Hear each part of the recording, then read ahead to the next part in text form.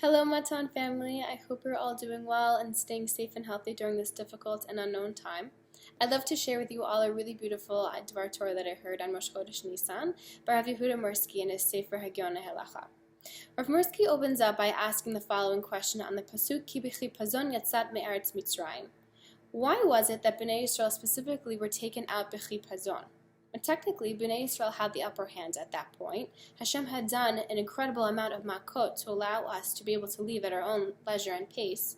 But yet it still seems as though Bnei Yisrael had to leave because we were being rushed out. Why did we have to leave in such a hurry?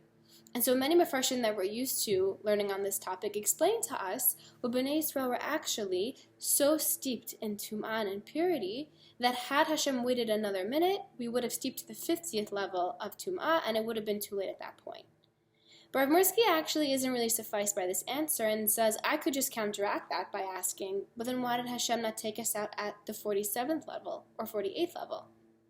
What was the key message in Hashem waiting until it was almost too late, until Bnei Yisrael almost hit rock bottom, to then redeem us? So to get a better understanding of this, Rav Mursky actually quotes a really beautiful idea by the Maharal, who gives us a deeper understanding of how creation works in general. To understand Galut and Geula, we first have to understand how creation works, and he's going to connect the two. The Maharal explains that for any creation or growth to take place in this world, it has to first be preceded by some type of lack or void. So we can see this in Bereshit when it says that Hashem creates the universe after us being told that it was tohu vavohu, that it was chaos and darkness, or there was this immense type of lack, whatever that means. We can see it also even in everyday occurrences when we say that the night comes before the dawn. Right? That there's always some type of intense darkness before it can get light again. The Maharal also brings a beautiful example from Masechet Timura, in which we learn about how a chick is actually formed. And the Gemara Masechet Timura explains that a chick is formed l'chi masricha, when the egg inside begins to smell and decay and to rot. So once it starts to rot a little bit on the inside of the egg after it's been laid, that's when it's a key moment for the bird to cover the egg and to fertilize it, because only at that moment, when it starts to decay and rot, can life start to take root, can the chick start to actually form. So there's two really beautiful ideas here. The first is the Maharal proving, in a beautiful everyday occurrence, like a chick being born, that decay and void is actually necessary for growth to occur. But the second is that there's a really crucial window of time in which after that decay happens, an action needs to be taken in order for that growth to occur. And if it doesn't happen, then that window of opportunity is lost forever. And so when we take a step back, this is how Rav Mursky understands that Galut and Geula work the same exact way as creation. That there also, for us as a people, needs to be some type of spiritual decay or lack or void in order for the Geula to eventually come. And that's why Hashem had to wait for us to get to the 49th level, to stoop so low.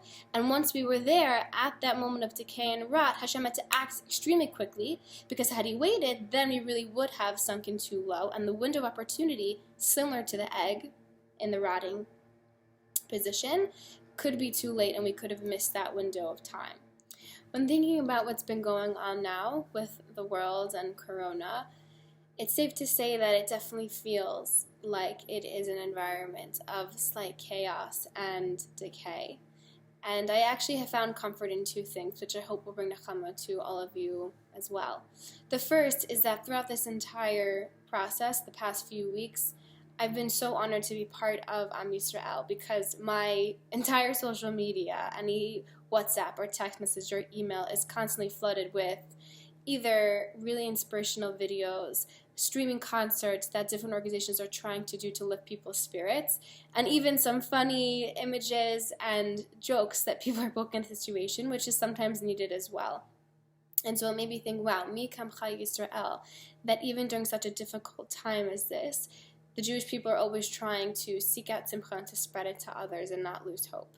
And the second notion of comfort that I found was from reading this Dvar Torah, was especially during this time when it feels like the world is shutting down and there is this big sense of things going awry and a slight sense of decay, to be honest.